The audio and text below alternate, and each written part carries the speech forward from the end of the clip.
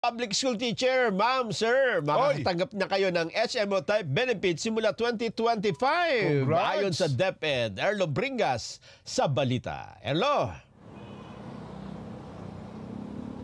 Good morning, Kuya Nelson, Kuya Jed. Makatatanggap na mga public school teachers sa kanilang expanded healthcare benefits na may introduction na 7,000 pesos medical allowance para sa mga government employees nga sa simula ng 2025. Ang nasabing increase ay mula sa 500 pesos medical exam allowance na nagsimula pa noong 2020.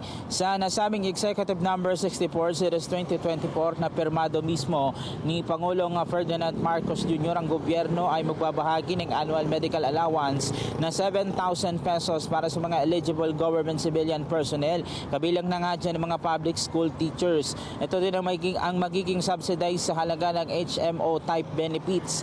Bukod dito, nakatakda rin makatanggap ang mga public school teachers ng 5,000 pesos na tax-free teaching allowance para sa school year 2024 to 2025. Ang nasabing inisyatibo ay sa ilalim pa rin ng kabalikat sa Pagtuturo Act Republic Act 11997 na co-authored mismo ni Secretary Sani Angara noong ito ay nasa Senado pa na layong taasan ng allowance sa mga guro na sa 10,000 piso simula school year 2025 to 2026 at sa mga sumunod pa.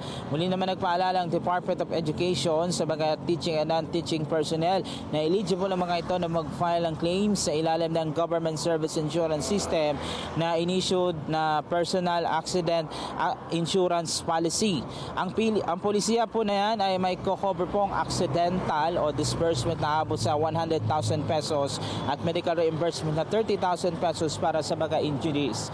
Bukod dyan, Kuya Nelson, on track pa rin daw ang DepEd para doon sa pagpapatupad ng mabilisang pag-promote doon sa mga ating mga public school teachers. May mga ilulunsad pa raw na proyekto ang Department of Education upang sa ganoon ay para na rin sa kapakanan ng ating mga public school teachers.